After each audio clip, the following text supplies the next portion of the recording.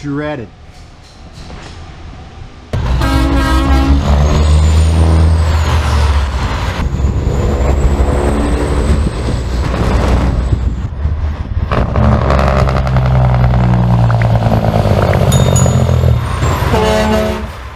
Welcome back to Flint Creek Transport. My name is Justin. Here is a truck that you guys haven't seen in a while. This is our 2019 Peterbilt glider. This one just rolled over 300,000 miles. The guy is actually off today, and I figured I'd give you guys a quick look. This thing has been holding up very well. Really has been no issues, just a good solid truck. A little rusty, but not bad. Guy keeps it washed up. We got it serviced today, ready to go. Now let's go look at some of the things that have not been good. I'll show you. So this truck here was a spare truck, or is a spare truck. One of our guys in Rochester was using it. It was working out of a Rochester store, while the other truck, truck 151, the white and blue day cab, was getting service and getting some other work done to it. Well, while he was cruising down the road, he hit something on the road, and look at this.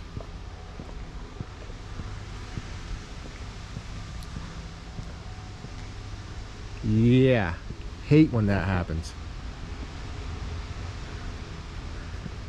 This hood is toast. You know, you could body filler or whatever, and honestly it's tough, because now it's like I didn't pay much for this truck. What do you do? It's been a good solid truck. We do have some work that we do that is not, like, we haul from the field to the bin, and I think you guys might have seen some of those videos where, you know, we're hauling weed out of a field, right? So for some of that stuff, it's fine. Obviously we need to fix up some of these things. I can get a fender to throw on there, and I can fix that headlight assembly, put a different bumper on. Some of those things we can take care of, but you know, these things are unfortunate. Looking on the bright side, at least it happened to this truck and not to that W900. So I'm probably not going to replace the hood on this truck, because eventually this has got a 6TS cap engine in there that's going to come out and it's going to get used in a different rig. A solid truck, just hate when this happens, right? It is what it is, though. It could have always been worse. You know, when you hit things on the road, you just, you know, some of these guys, it happened in Rochester, he's in a lane, he can't move from side to side much, and yeah, sometimes you don't even see the things that are on the road, that when they hit that tire, it blows it, and yeah, gone. I'll show you the tire if it's still here. Most importantly, nobody was injured, and the driver was able to keep it on the road and no further damage. Here it is.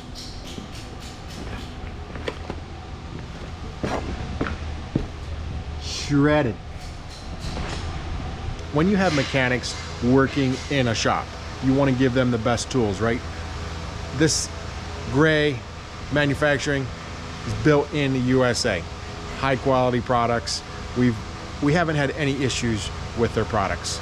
We put it in service, put it in the shop, and away we go. So all of our lifts, all of our jacks, jack stands, whatever it is, you know, we're slowly switching to all gray products. They've been great to work with. I can post a link to their website in the description if you guys have questions or want to buy something from them. They don't pay me a dime or don't do a thing for us for promoting them, but it's a great product. I love it. It's safe for our guys. It can prevent accidents, prevent things from happening. So I share it with you guys. See what we use. This is gray, the best. So we got a busy shop today. This is one of the beam trailers that we get from a local guy. Justin will probably talk to you about them. But our trailers, we take all the tarps off of. We take all the clips off the top. And again, this isn't our trailer. But pretty much strip them down to just the box. Like, you can't see it, but there's one way up there getting washed out that we just did. So we've got 5 of these trailers, and we pull about 4 to 5 of our own trailers out of the fleet. I figured I'd show you guys what we got going today. I got this in the other day. This is a gray. This is the best part I like about it. Made in USA. This is a 25-ton press. We got the air option for it. I'm getting it set up on my spare time, so it's going to take a little while. But that's going to be a nice addition to the shop. We had a 50-ton that just wore out. The hydraulics on it weren't good. The ram went bad. So we got another one. It's a beautiful day out there. And look at this. There's a beautiful Kenworth. Yeah. So last night we had to call a wrecker service. We have our own hook, but we're not allowed to go out on the thruway and grab our own trucks because thruway authority, all that jazz. The guy said that he was taking off, shifting up through, and he heard a bang, started smoking. Well, look at that. That thing in there does not look like it's supposed to. So thankfully nothing went through the air to air. The seal's all good. We didn't start pulling any oil into the intake. So we're going to take this off. I'm going to fix a exhaust leak back here, go through the whole thing while we're here and get things spruced up. This is the truck actually that we towed back behind the service truck a while back, if you remember, when the front and rear had blown the gear apart. You can find that in our other video.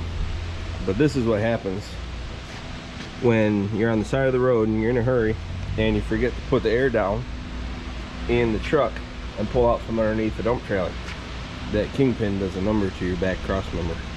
We're full today. This trailer's in for hanger issues. This trailer here, this is the triaxle that I actually got to go up to Bangor, Maine to pick up out of a forestry show. This is the only triaxle we have. The rest are just spread axles like this one here. But getting some tarps and service done to that. This is a truck that we just put the new content motor in, and it's not in the shop for any motor issues. It's in the shop for, ta-da, wiring issues. There's a connector in there that lost good continuity or connection and started heating up. Had the resistance equals heat. So getting the entire fuse box cleaned out and going through, getting new contacts in it and put together and be hopefully as good or better than new. This one here, Timothy's been working on some air conditioning.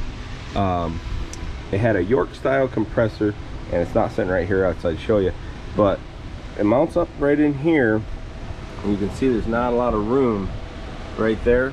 What we've been doing is going away from the Yorks because we've had them last for as little as a month on a truck, and so it's hard to justify putting another $200 compressor on when you don't know how long it's going to last. What we've been doing is the newer trucks all come with what's called a Sandin compressor, a SD7 H14 is be the model number of what comes on most of them. What we do with these cats, and this is a 2WS 6NZ, we've been converting them over to a Sandin SD5 N14. Is a little bit shorter. It's a rotary pump, and it seems to hold up a lot longer. I've got the truck 106 has got one on it, and I've been here for a little over 8 years, and we've only put one compressor on it, and it's still going well. So we're doing a conversion from the York over to the Sandins, and it's been a great help with keeping our air conditioning working in these older trucks. Because that is a big issue that we've fought over the years, is the air conditioning in these things. And you guys know as well as I do that when you get out there and you sit waiting for a load, you want your air conditioning, and it's just miserable without it. So let's see, the only other thing I got going today is a radiator out of one of our forklifts. Delbert's over there playing with that. There's the weight over here. Looks kind of funny without the weight, but that is a moment in the shop of Flint Creek. Y'all have a good day. Now Trevor happened to be shopping, right? His kind of shopping is at a junkyard. This junkyard had this cabin sleeper. So I'm in the cab. And there's Denzel. Boom. Yeah, it's a little rough shape, but it's a cab. We get a lot of parts out of this thing, and I'll show you the sleeper. This, my friends, is an Aerodyne 1. One of my favorite sleepers right here. We'll see what we can come up with. It's definitely not gonna happen right away. It's gonna be a work in progress.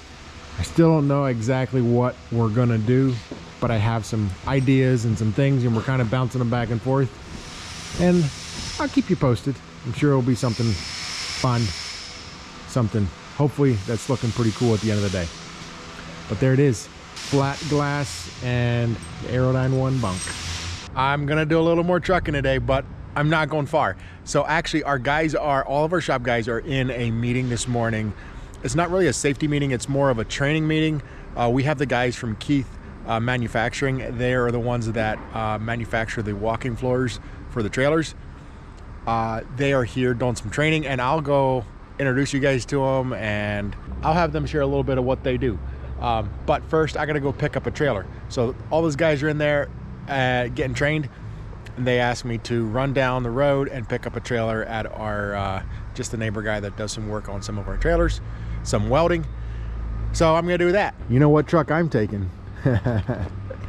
And if you notice, guys, we put new panels in underneath. We finally got those pieces in.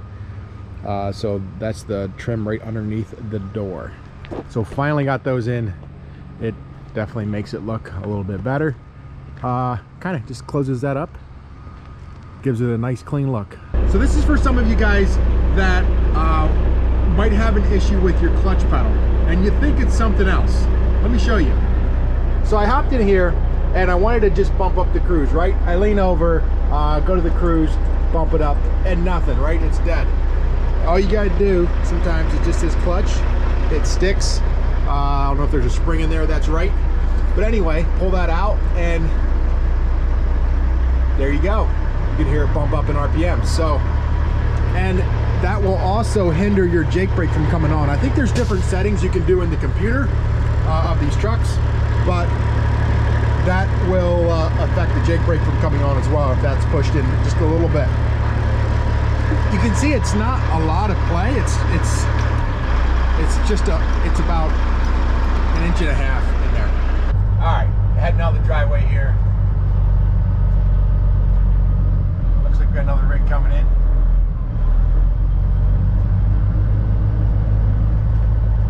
So I'm here with Caleb. Caleb's dad used to work for us, and they actually moved to Pennsylvania for some reason, just to annoy us New Yorkers. But anyway, I just got to harass his dad a little bit. But anyway, if you want to follow Caleb on Instagram, he has an Instagram account, and he puts up some good pictures of some trucks. CJ Wiggy 04. CJ Wiggy 04. So you have to check him out. Backed in, hooked up. I'll give you a quick walk around while it's pulled out of the shop here. So I'm gonna, just for kicks and giggles, I'm gonna run up and get an empty weight just to see what this truck weighs with this trailer. Gives you guys an idea too. This is like a 39 foot, 40 foot frameless dump trailer. It's a Trail Star.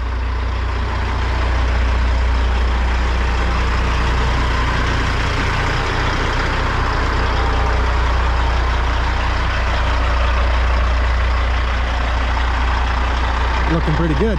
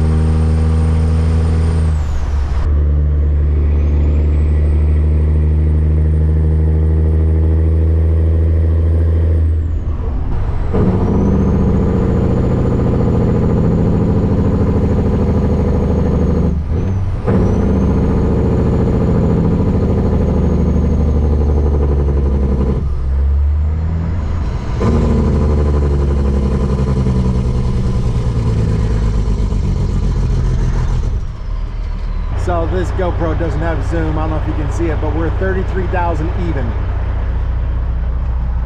The only way we're 33,000 even is because Caleb's with us. And because I had a morning coffee. So we're right on the money. Oh, 33.20. All right, now you know what it weighs, and I am just over half full of fuel. So 33,000. I think this truck with this trailer is permitted around 102 or 99, right around there.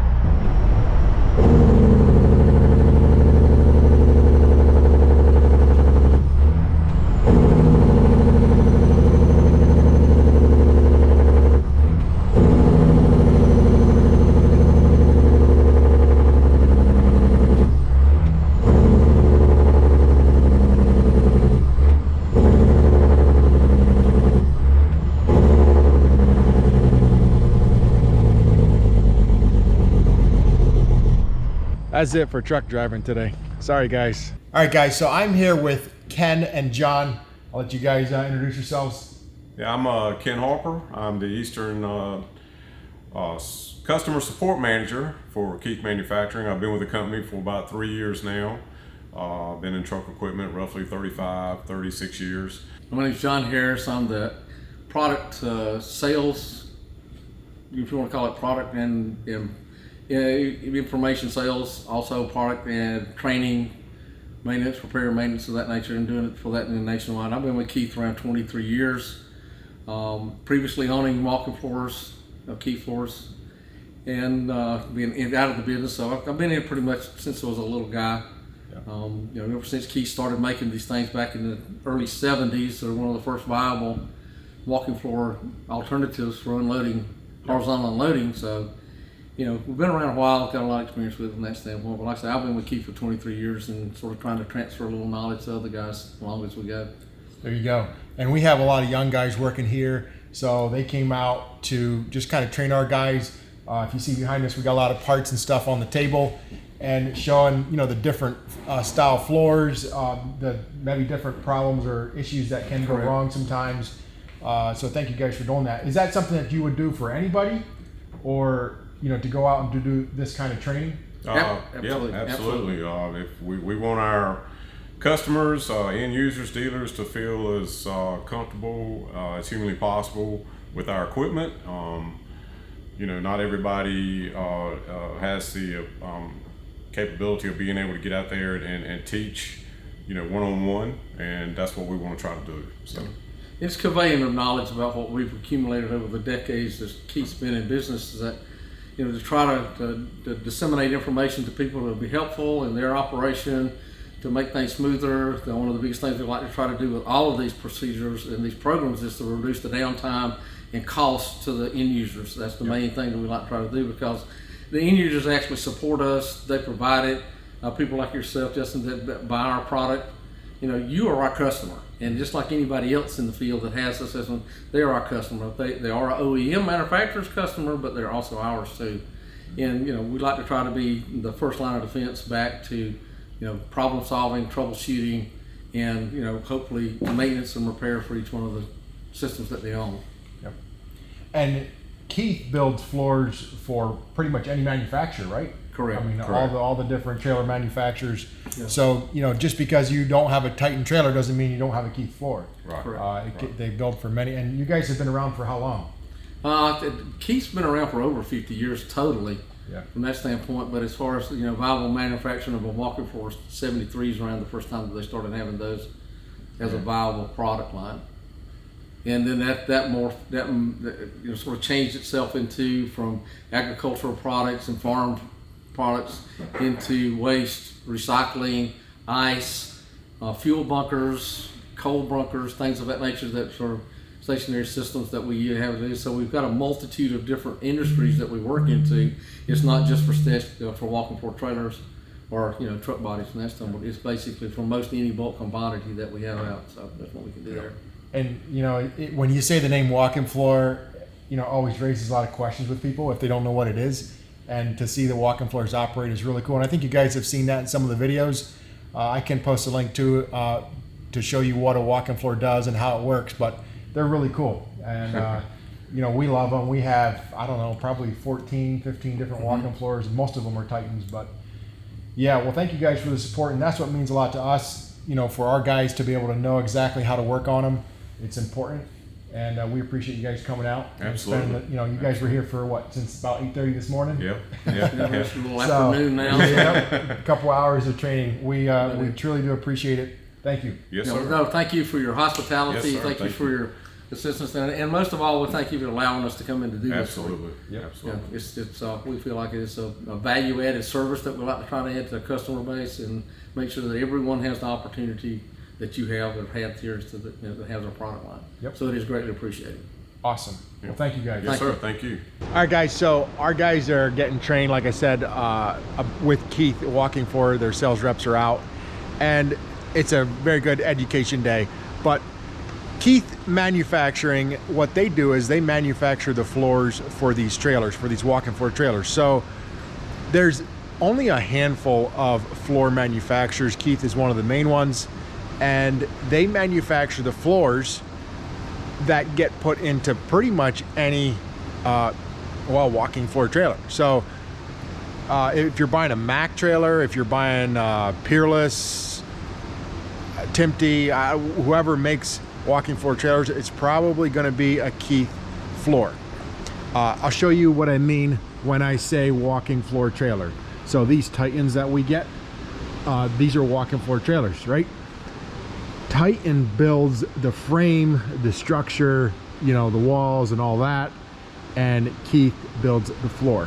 And you can see this floor is what they're getting some training and education on, because they're fairly simple to operate, they're fairly simple design, but there's still things you got to learn. And I'll show you. Under here we have the drive unit. Our drive unit is between the axles, and basically it's these cylinders in here that run back and forth.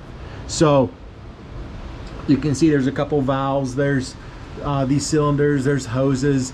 So some of those things, you know, over time will go bad, and just the education of how things are flowing and things are working. So it's been a really good day for the guys. So that drive unit underneath the trailer is what drives this floor.